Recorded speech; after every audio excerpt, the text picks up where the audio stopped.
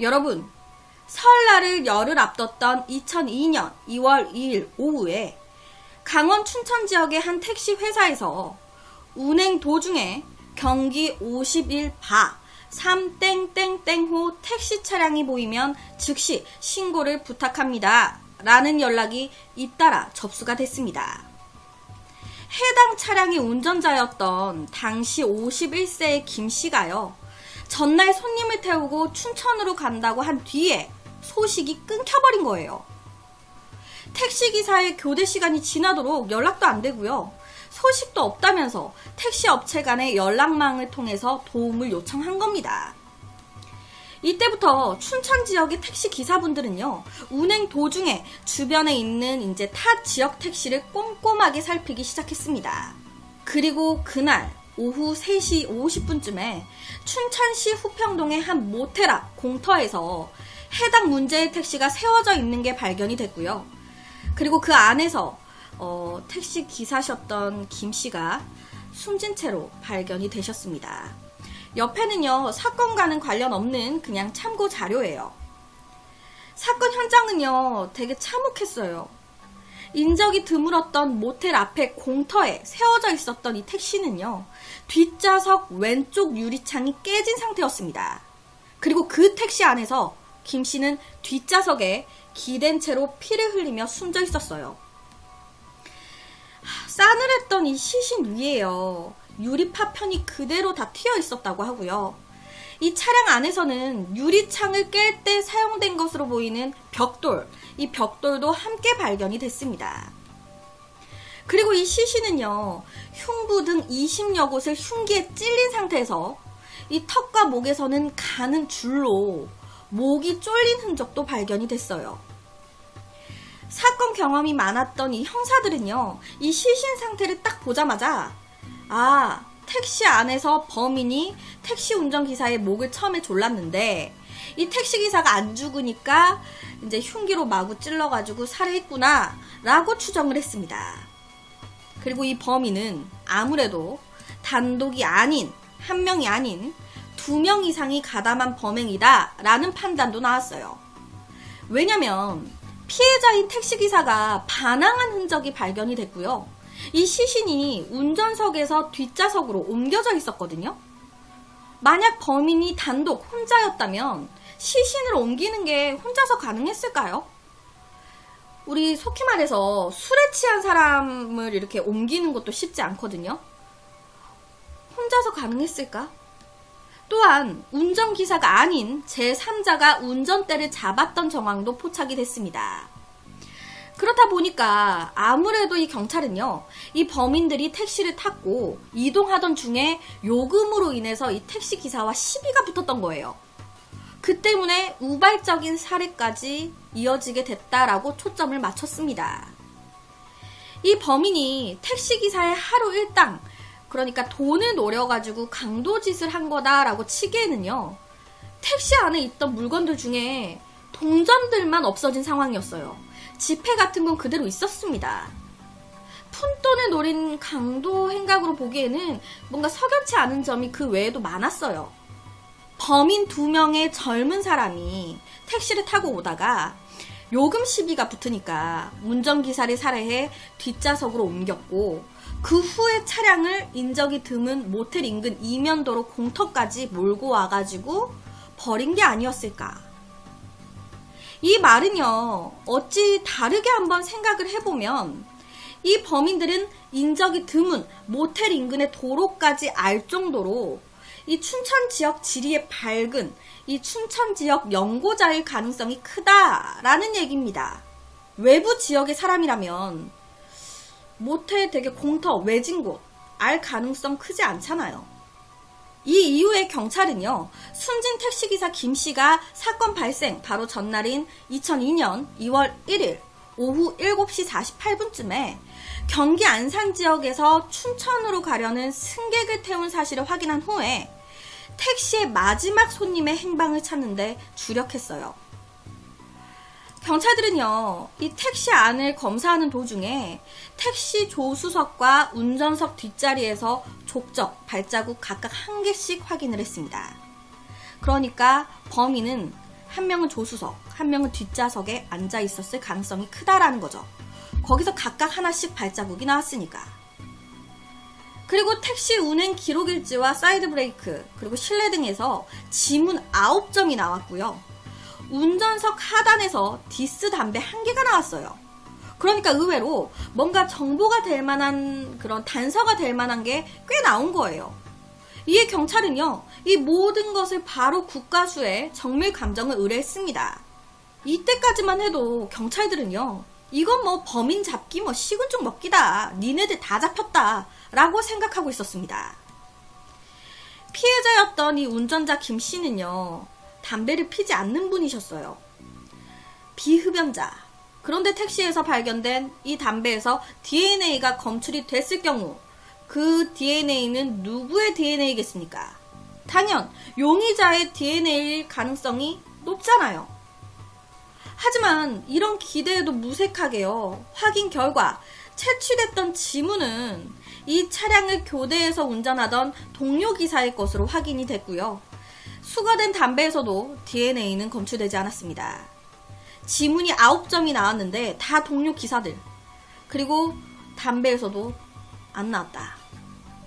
게다가 당시에 이제 깨진 차량, 이제 뒷좌석에서 발견된 벽돌에서도 지문은 채취되지 않았어요.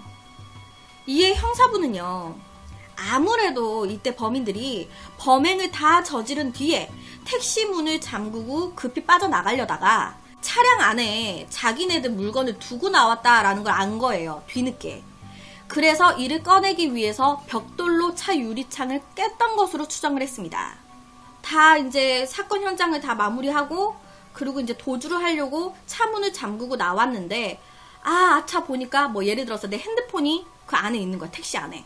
그러니까 이 범인들이 급하니까 그 핸드폰 두고 가면 안 되잖아요. 그러니까 벽돌로 유리창을 깨고 가져간 것으로. 하지만 딱 거기까지예요.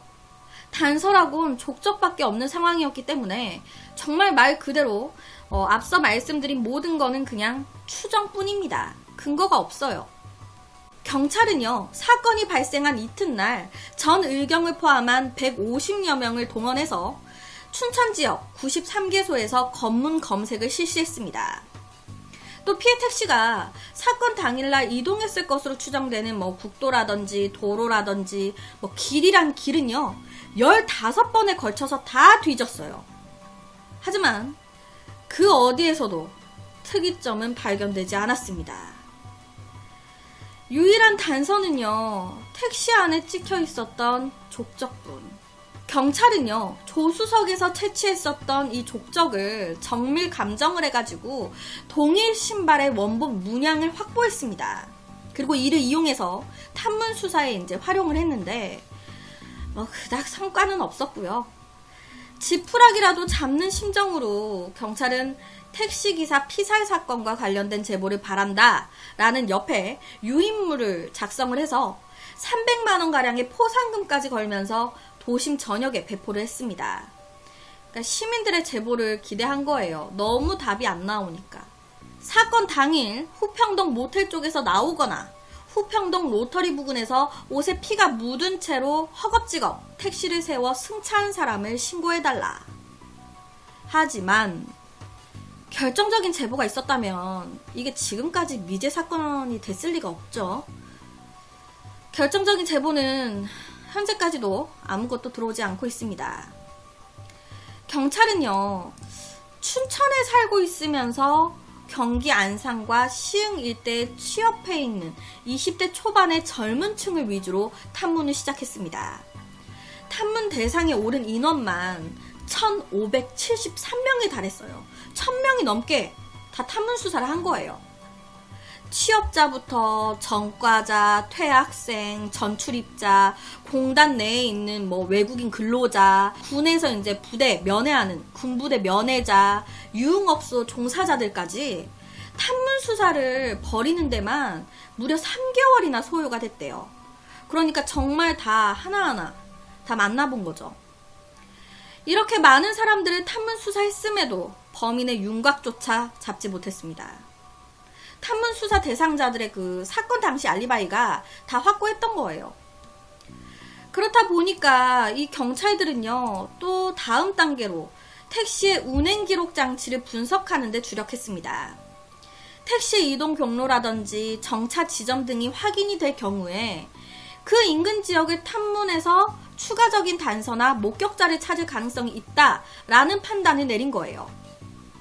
이에 택시 운행 기록 장치를 분석한 결과 이 택시는요, 2002년 2월 1일 오후 7시 48분쯤에 경기 안산시 중앙동과 안산역 사이로 추정되는 지점에서 출발을 했습니다. 그리고는 2시간 24분 만인 이날 오후 10시 24분 춘천 사건 현장에 도착한 것으로 확인이 됐어요. 총 운행거리는요 150km, 출발 후에 137.7km에서 엔진까지 끈 상태로 12분간 정차했었다라는 사실도 드러났습니다. 그렇다 보니까 경찰은요, 이 정차 지점에서 사건이 벌어지지 않았을까? 이 12분 사이에 이 범인들이 이 택시기사 김씨를 살해한 후에 직접 운전해 춘천 도심으로 진입한 게 아니었을까? 그렇게 수사에는 진전이 없는 그런 하루하루만 이어지던 어느 날, 경기 안산 지역에서 탐문 수사를 벌였던 형사들한테 제보가 하나 들어왔습니다.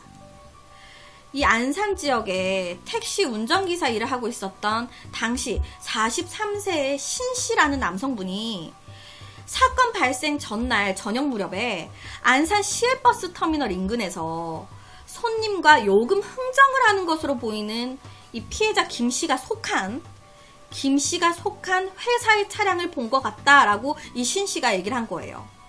아니, 그 피해자 김씨의 차인지는 모르겠는데 그 김씨가 소속된 택시 회사의 차였어요 라고 얘기를 한 거예요.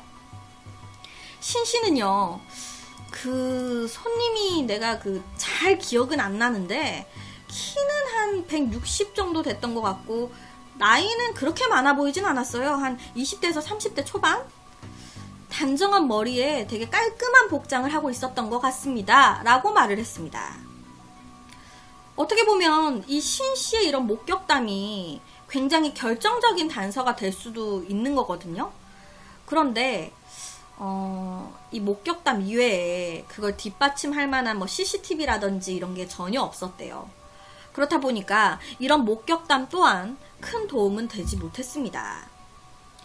경찰들은요, 이 사건이 너무 답답하다 보니까 범인의 것으로 추정되는 이 족적으로 특정된 운동화 바닥의 문양을 복사를 해가지고 운동화 판매점을 다 돌아다니면서 이 신발을 구매했던 구매자들까지 다 알아봤었대요.